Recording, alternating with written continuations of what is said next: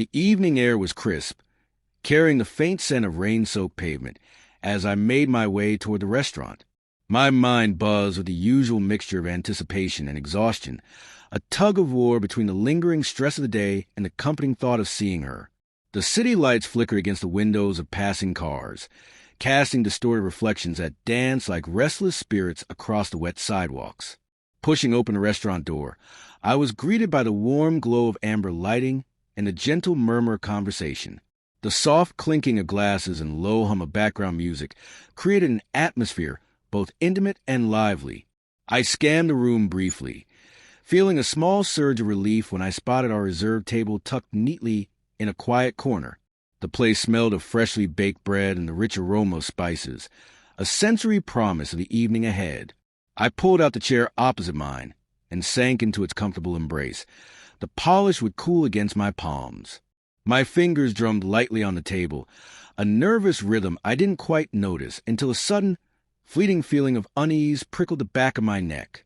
I shook it off, blaming the day's fatigue. And then I saw her, a woman seated at a table not far from mine, her posture relaxed yet unnervingly deliberate. Her eyes, sharp and unyielding, met mine with an intensity that made my stomach tighten. She smiled, a small, knowing smile that seemed far too intimate for a stranger. Something about it stirred a memory I couldn't place, a flicker of familiarity buried deep beneath the surface. I blinked, convinced my imagination was playing tricks. Yet when I looked again, she was still there, still watching, still smiling. A shiver ran down my spine, subtle but insistent, the kind that whispers warnings you wish you could ignore.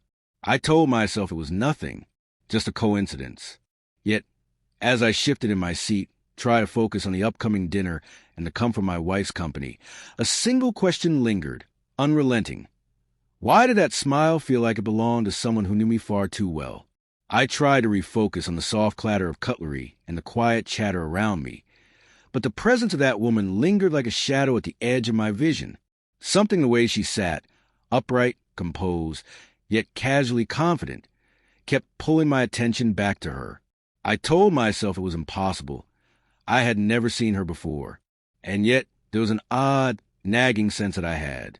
She moved then, slowly, deliberately, almost as if she knew I was watching.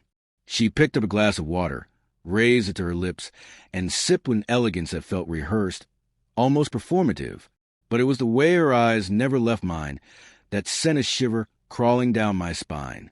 Every instinct screamed that this was not just chance, not a casual observer. She knew me, or at least she wanted me to think she did. My pulse quickened. Was it curiosity, fear, or something else entirely? I could not tell. I wanted to look away, to focus on the familiar, comforting thought of my wife arriving soon, yet my gaze betrayed me. It kept returning to her. And then she smiled again. It was the same smile, small but unnervingly intimate, as though it carried a secret meant only for me. I felt an inexplicable pull, a tension that seemed to stretch the air between us. Her lips curved in a way that suggested recognition, familiarity, but not friendliness. Something sharper, more knowing, like a shadow hiding a truth I was not ready to see. I shifted in my chair, trying to rationalize it. Perhaps she was someone from work, or a friend of a friend I had forgotten, but no matter how I searched my memory, nothing matched. And yet, the unease persisted, gnawing at me with subtle insistence. Then, as if testing the waters, she leaned forward slightly, her gaze fixed, and mouthed a single word, "Remember?" The word, though silent, struck me like a jolt of ice. My mind raced, flipping through a hazy archive of memories, faces, places, fleeting moments, but nothing seemed to fit. Who was she?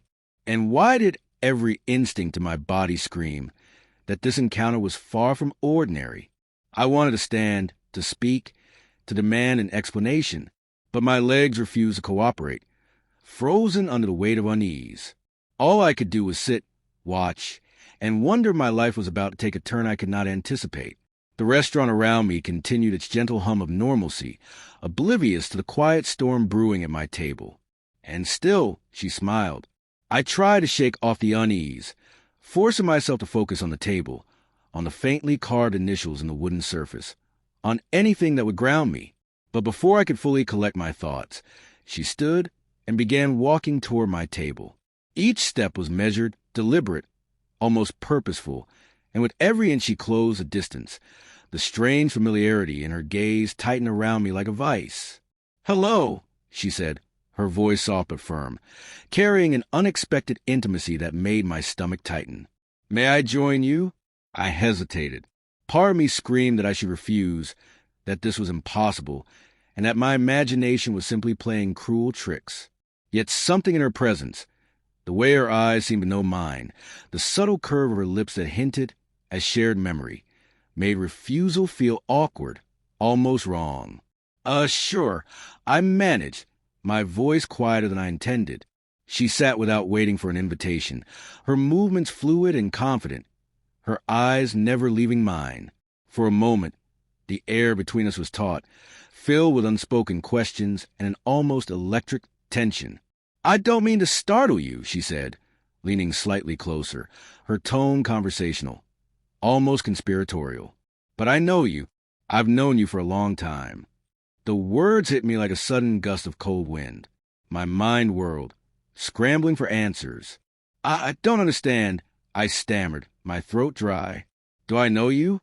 Her smile widened slightly, enigmatic and unsettling, not in the usual sense. "But we've crossed paths before. You'll remember eventually." I swallowed hard, trying to steady the erratic beat of my heart. She spoke of small details about my life, things I had never mentioned aloud, a childhood memory of a forgotten summer, a minor professional triumph, a fleeting moment I had long buried. The specificity was unsettling. How could she possibly know these things? "Who are you?" I asked, my voice barely above a whisper, yet heavy with tension. She tilted her head, her expression gentle but unervingly precise. "Let's just say I've been watching. You don't need to understand now. The important thing is that you remember me when it matters most." I wanted to argue, to demand a rational explanation, but every word she spoke felt layered, deliberate, like pieces of a puzzle I didn't yet have.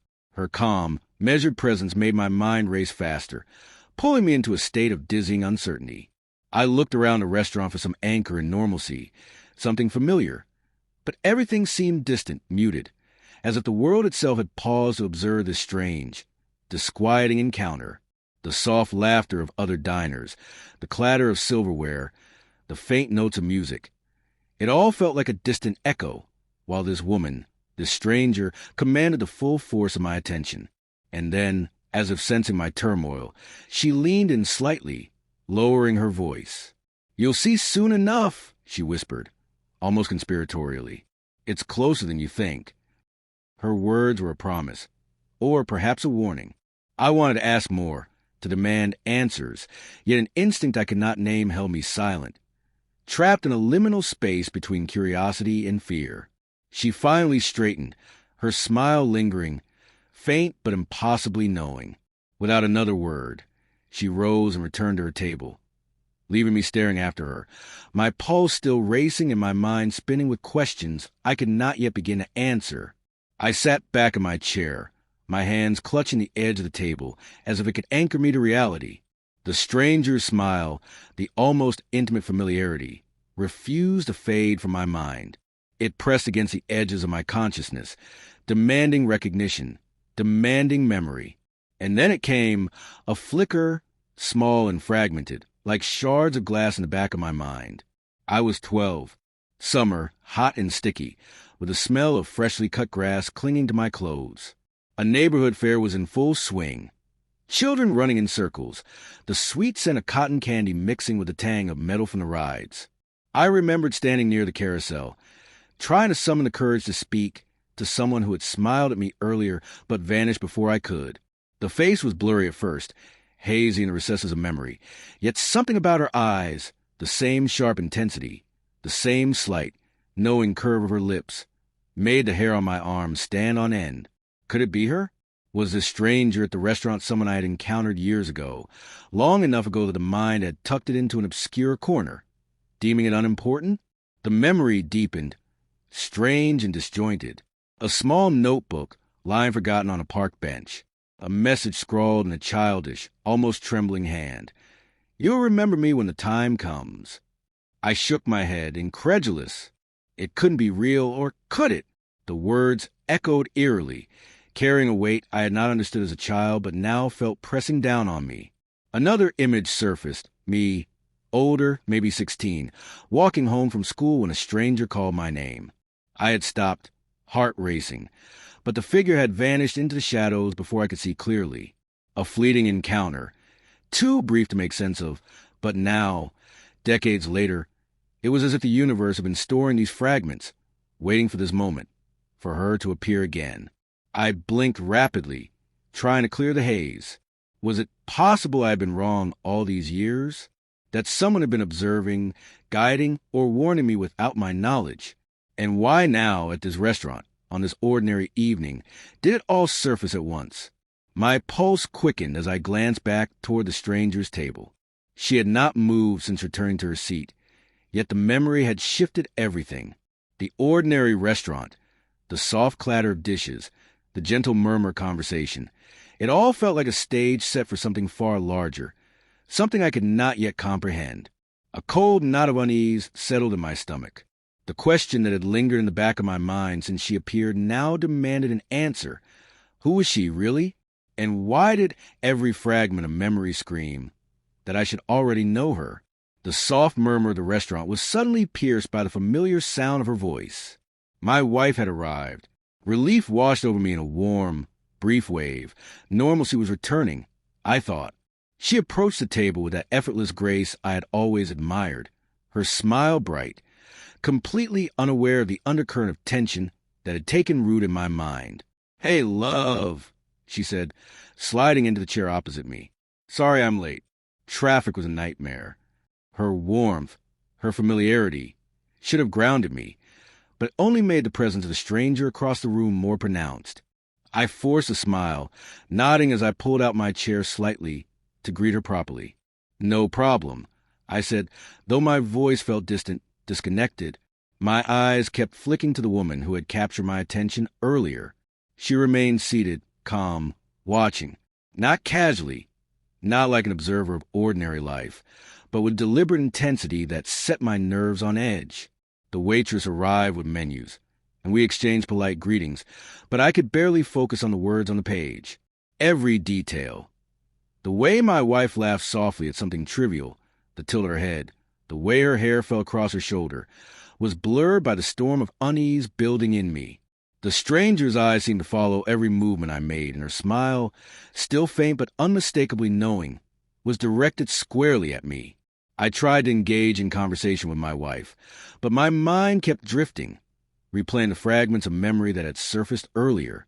Childhood fairs, mysterious messages, fleeting glimpses of figure I had long forgotten but somehow remembered. The woman at the restaurant had become the axis of my thoughts, and nothing felt real except the unease coiling in my chest.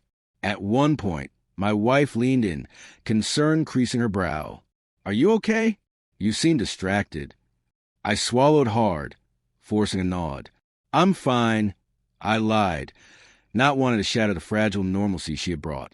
Yet as I glanced again toward the stranger, I realized she had done something small but deliberate. She had left a folded piece of paper on the table where I had been sitting. I didn't dare move immediately, afraid that even a single glance would confirm my worst instincts, that this woman, whoever she was, had been orchestrating something I could not yet comprehend. The air between normality and unease stretched taut. My wife's laughter, the clinking of silverware, and the soft of a conversation contrasted sharply with the quiet storm of questions and dread consuming me. One thought pressed insistently into my mind. She knows me, more than she should, and my life is about to change, whether I am ready or not. I could no longer ignore it. The folded piece of paper lay there like a challenge, a tangible proof that the stranger's presence was not random. My hands trembled slightly as I reached for it, the warmth of my wife's hand brushing mine, unnoticed, her question lingering unasked. I unfolded it carefully, the crease crisp under my fingers. Inside was a single line, written in neat, deliberate handwriting. "I've been waiting for this moment." I froze. The words were simple, yet they carried the weight of years, of memories I could not fully place, but felt compelled to understand. My eyes shot across the table. She was watching me, as if she had known exactly how I would react. Her smile was calm, almost triumphant, but not cruel, more like someone who had been quietly observing the world, patiently waiting for a single thread to unravel. I stood abruptly, chair scraping against the floor, drawing a few curious glances from nearby diners. My wife's hand gripped my arm. "What is it? What's wrong?" "I need to talk to her," I said, my voice low but insistent. I pointed toward the stranger. My wife's eyes widened. "Who? What are you talking about?" But before I could answer, I was already moving. Across the restaurant, the stranger stood as if anticipating my approach.